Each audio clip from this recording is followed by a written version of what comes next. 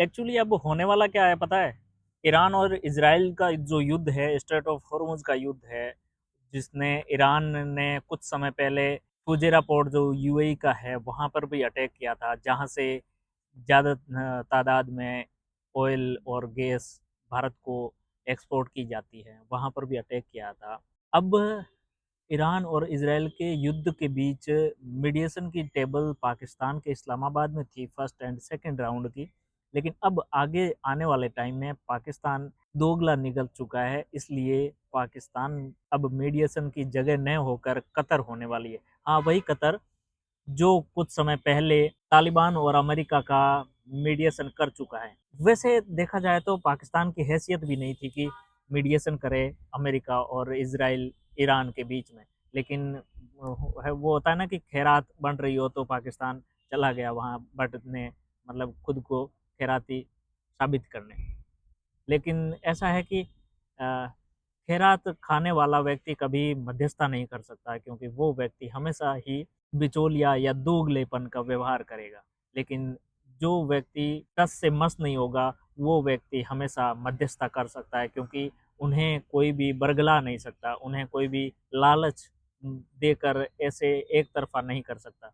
लेकिन पाकिस्तान तो रह गया एक तरफ़ा, क्योंकि इस बीच में 2 दिन पहले ही पाकिस्तान ने डिक्लेयर किया कि हमारे जो युद्धक जो ज़ख़ीरे हैं वो सऊदी अरब जाने वाले हैं। हाँ, वही सऊदी अरब जो जिस पर ईरान ने काफ़ी हद तक हमले किए थे। इस हमले के परिणाम स्वरूप ये देखने को मिला था कि सऊदी अरब और यूएई पर 3000 से ज़्यादा अटैक हुए थे ड्रोन और मिसाइल्स के द्वारा।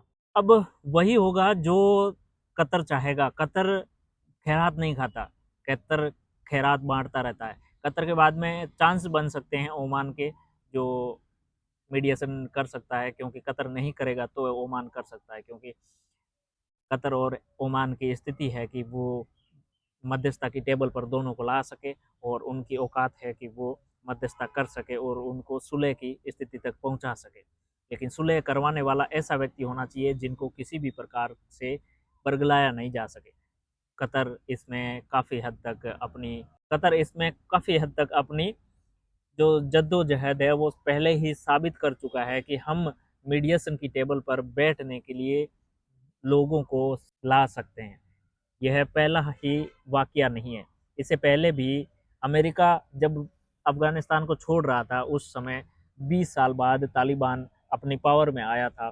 पावर में लाने वाला भी कतर ही था, और दोहा अकॉर्ड नाम से जो दोहा डायलॉग नाम से फ़ेमस तालिबान का जो एग्रीमेंट हुआ था, उसमें अमेरिका ने खुद साइन करके बताया था कि अब तालिबान अपना जो राजपाट है, वो सँभाल सकता है अफ़गानिस्तान में।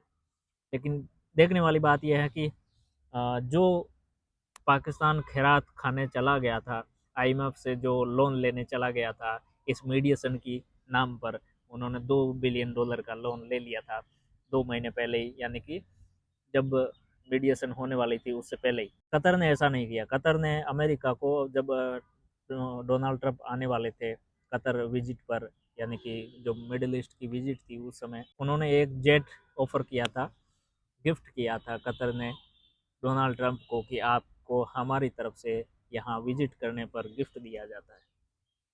जिनको गिफ्ट देने पर वो एक टस से मस नहीं हुए, लेकिन यहाँ तो खैरात खाने के लिए भी बहुत कुछ हुआ हुआ जा रहा था। तो सोच कर देखिए कि मीडिएशन वही करवा सकता है जिनकी औकात हो।